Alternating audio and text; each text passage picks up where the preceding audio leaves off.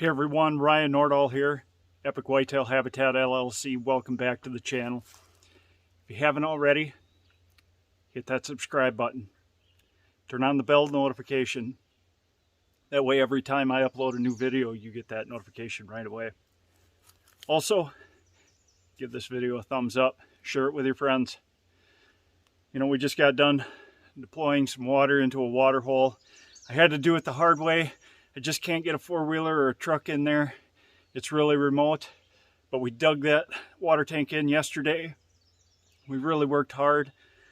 I think I made 15 or 20 trips with two 5-gallon pails. I've got the water right here in my truck. We're able to drive up into this food plot on top of the ridge, but we had to walk 100 yards into that water hole to deploy the water. And that's just one of the things that we're completing here in the month of June. But there's a lot of projects that we're going to be completing here in the month of June that you should be too. You know, we're moving stands around, we're tearing down stands, we're relocating some stands, we're making sure the stands that are in place, that the straps are properly in place, that they're in good shape. You know, I don't want to be coming in here in September or October, especially October and November. You know, we come in here early in the mornings into some of these great morning stand locations and have a strap break on our tree stand or our climbing sticks getting in. Yes, we do have safety lines on every single stand that we have out there, and you should too. But I tell you, the last thing I want myself, my friends, my family members who hunt on this property, or any of you out there on following my YouTube channel, I want you to stay safe. I don't want anybody falling out of a tree or when they're climbing into a tree, climbing out of a tree because they neglected to check their straps to make sure that they're in great conditions from those stands that you leave out year after year. It's just not worth it, guys. It's worth going in this summer here in the month of June. You know, it's a hot one today, but it's going to be cooling down here again in the coming week ahead. It's a great time. I know time is limited. You've only got so much to do. You're probably limited to weekends only, but guys, it just takes a few minutes, you know, even if it takes you half a day to get out on your property, go through every stand that you've left out from the previous year and make sure that the straps are in ideal condition. Take a bunch of extra straps with you if you have to. You know, I'll leave links in the description below if you need to get some straps off of Amazon or anything like that. Again, I'll leave links in the description below, so make sure you check that out. And again, any of the products or tools that you see on this video, make sure you check the links in the description below. But back to moving stands around, you know. I've got a stand location right behind me here that we're going to be moving a stand into. It's a perfect combination, you know, just studying where the stand is. We have the stand over here. It's just a matter of tweaking that stand location just another 30 yards, and we're going to be right in the thick of the deer. A lot of converging trails. They converge right here in this little conversion hub on the end of this particular food plot. You saw the trail that I was coming up in the beginning of this video. That's also a deer travel corridor and extends down our ridge to the east. Man, this is going to be an awesome setup. What are some of the other things we're doing?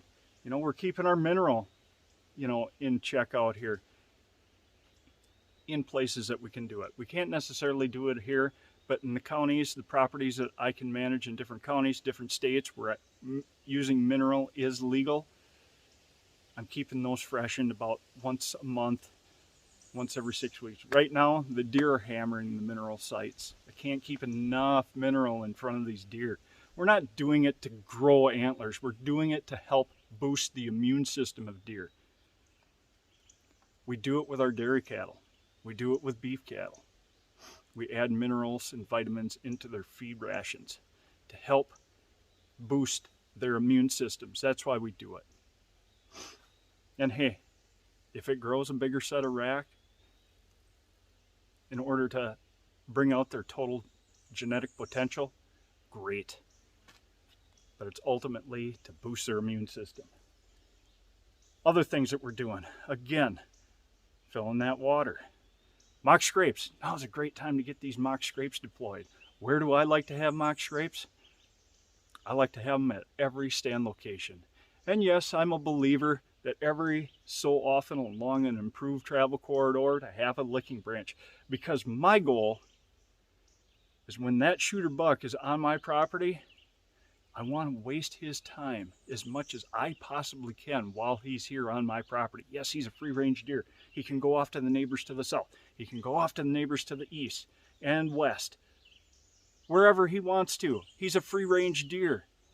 I want to maximize his time during daylight hours when he's here on my property. So therefore, I will have licking branches so often, but I'll have a primary scrape at every stand location too. It helps set the trap. I'm out making those pinch points if I have to make those pinch points in accordance to a stand location.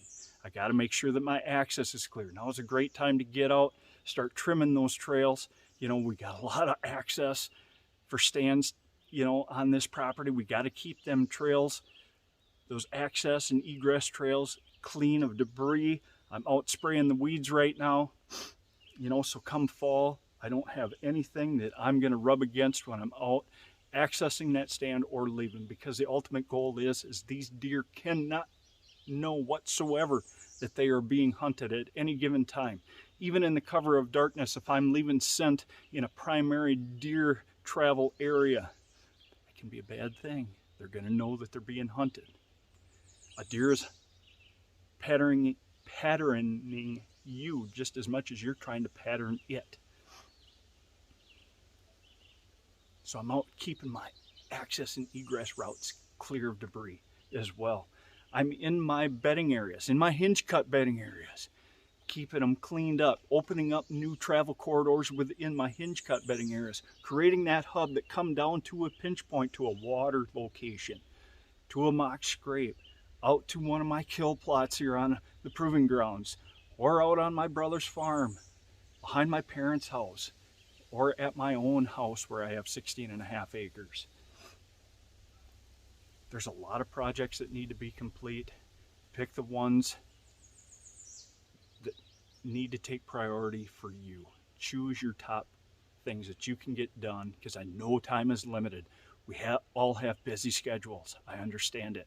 Yes, I'm blessed enough because of you, my viewers, that I can spend every single day of my life out here completing projects on my own properties, setting up and helping other landowners with their properties.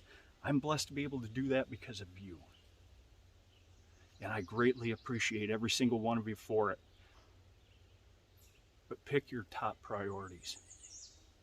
Complete those tasks. I know your time is limited. I totally understand. I was once in your shoes. So I get it. Don't feel like you got to get everything done now. Delayed gratification pays a bigger dividend than instant gratification right now. Got to have it right now. Guys, patience and delayed gratification pays a bigger dividend in the end with everything in life. I know a lot of you understand that. And before I forget, we've also got enough water in here. We're going to be watering the trees, the persimmons trees that we planted here this spring. Again, it's dry here in Wisconsin. We got to keep those trees going. So we're out here watering too. That's one thing that you want to remember as well. Any trees that you planted and it's dry in your area, keep them watered, guys. About once every 2 to 3 days, we're going to be out here watering these trees until we get a significant amount of rain. So keep that in mind as well. Thanks for following, guys.